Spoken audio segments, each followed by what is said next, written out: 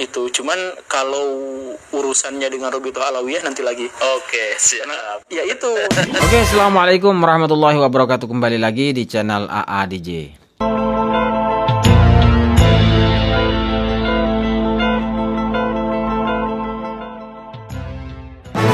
Ada sebuah diskusi yang menarik antara Guru Gembul dengan Mas Yusuf Mars pada Suka TV.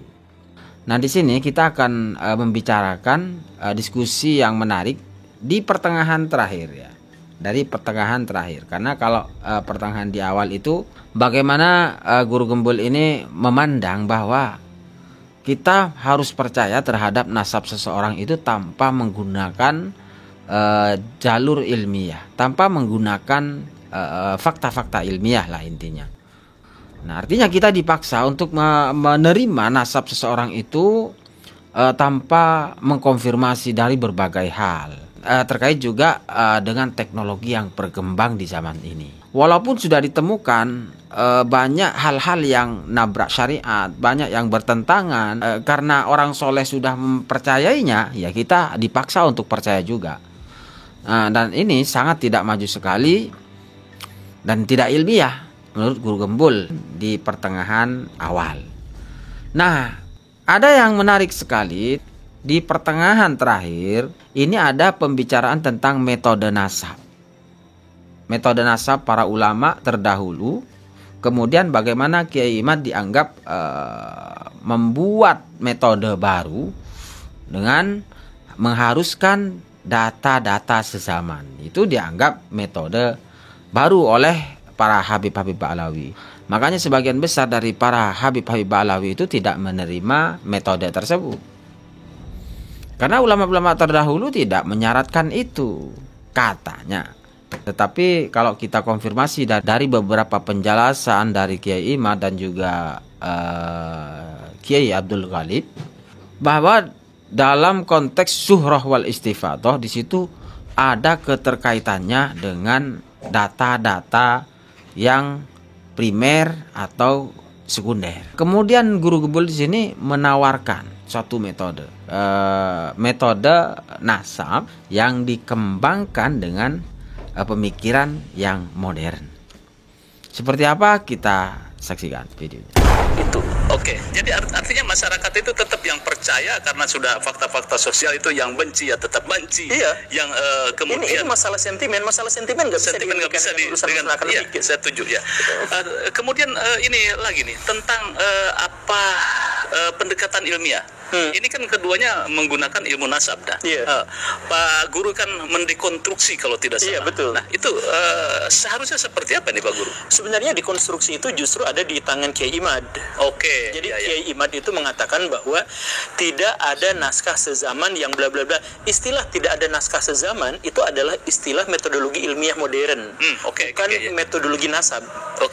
Dalam metodologi nasab mereka sendiri mengklaim, mengakui dan menegaskan, bahkan membanggakan bahwa emangnya ada dalam ilmu nasab syarat naskah sezaman. Mereka kan justru malah mempertanyakan itu. Bahkan dengan bangga mengatakan gak usah kayak gitu selama dia dipercaya dan seterusnya dan seterusnya. Syuhrah wal istifadah ya. Betul. Selama metodenya ya. Sedangkan Kiai Imad justru malah menggunakan pendekatan historiografi modern, di mana ada nggak naskah sezamannya. Nah, saya ingin mengembangkan dari apa yang telah diidekan oleh Kiai Imad, bahwa coba bisa nggak silsilah nasab itu kita uji secara saintifik. Jadi secara saintifik itu artinya juga melibatkan tes DNA yang Bapak kemarin sudah. Kemudian juga menggunakan historiografi tradisional, historiografi modern. Jadi bukan hanya pengakuan subjektif bahwa kalau ada orang yang mengaku tentang keturunan Nabi dan dia diakui sebagai orang yang soleh, kemudian dikonfirmasi oleh orang yang soleh yang lainnya, maka dia dicantumkan. Ya gak seperti itu.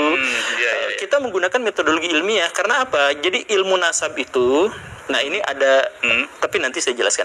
Ilmu nasab itu adalah ilmu yang diperintahkan oleh Allah Subhanahu wa taala, tetapi metodologinya itu buatan manusia.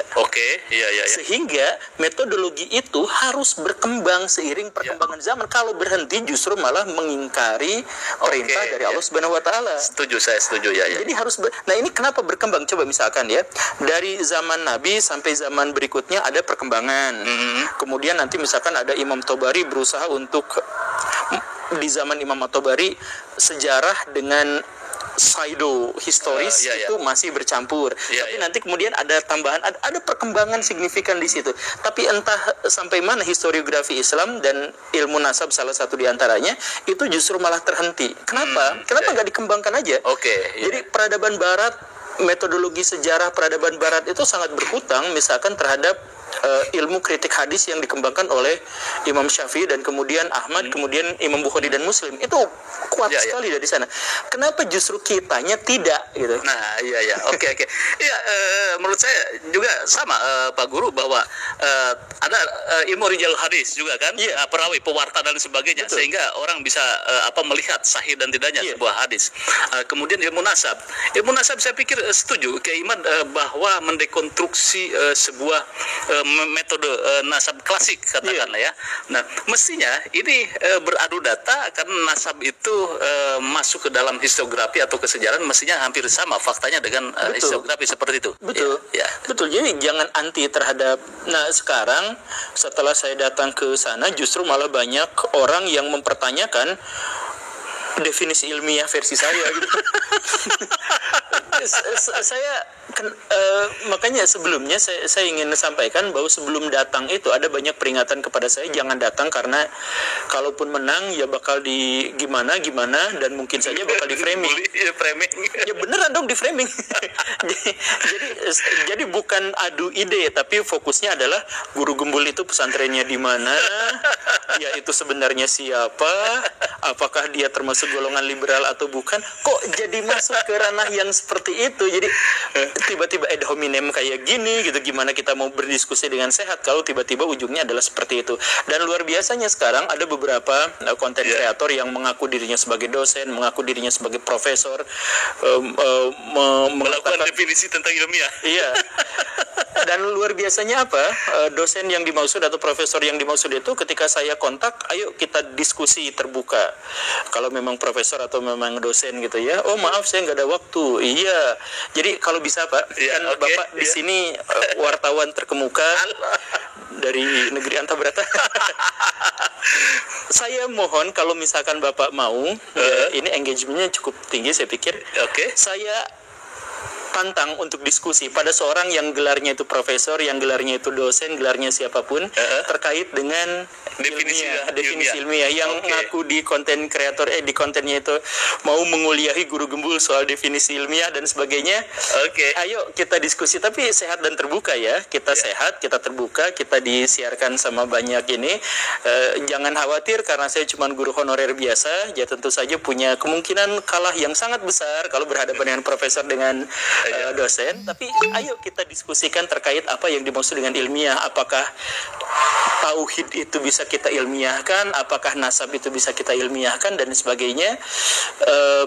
Ayo kita diskusikan itu. Cuman kalau urusannya dengan Rabithah Alawiyah nanti lagi.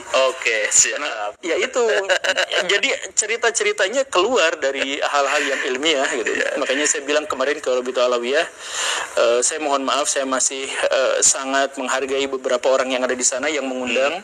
Ada orang-orang yang begitu ramahnya, ada orang yang begitu terbukanya dan sebagainya. Tapi mereka mengakui bahwa di antara mereka itu tidak terkoordinir satu sama lain sehingga tiba-tiba ada yang nge-framing saya ini seperti ini dan kemudian menjadi lebar gitu. Makanya ya khususnya ya yang gelarnya yang bikin konten itu yang gelarnya profesor, yang gelarnya dosen itu di channel Bapak ini ayo kita diskusikan. Siap, kita tunggu closing statementnya ini terhadap polemik polemik nasab ini kira-kira ini apa namanya penyelesaiannya seperti apa nih? Ya, penyelesaiannya seperti tadi, atau saya contohkan aja langsung. Misalkan dalam perdebatan kemarin itu saya melakukan kesalahan pada perhitungan angka. Sebenarnya bukan salah hitung, tapi saya pelupa. Jadi seharusnya 58, saya sebut 78, dan saya akui saja bahwa itu adalah bagian dari kesalahan saya. Tapi bukan kesalahan berpikir, karena saya di situ justru telah membuktikan, dan saya bisa saja mendeklarasikan, saya membuktikan bahwa pernyataan saya bahwa ilmu nasab itu tidak sesuai dengan kriteria akademik itu terbukti karena diakui sendiri oleh mereka. Mereka mengakui bahwa kita tidak mensyaratkan kok adanya naskah sezaman, misalkan yang seperti itu ya, atau misalkan bahwa kita akan percaya pada orang per orang gitu. Jadi sangat ketergantungan pada tradisi lisan. Nah, dan lain sebagainya itu kan sebenarnya sudah diakui oleh mereka sendiri. Jadi dalam konteks itu seharusnya sudah selesai bahwa ilmu nasab, karena saya mengatakan itu dan dikonfirmasi oleh lawan bicara saya pada waktu itu, ya sebenarnya sudah selesai bahwa ilmu nasab yang digunakan oleh Rabithah Alawiyah dalam hal ini bukan berarti salah, tapi tidak memenuhi syarat akademik. Nah, terkait dengan syarat akademik, ilmiah, apakah tauhid bisa diilmiahkan dan sebagainya, ayo kita diskusikan ulang.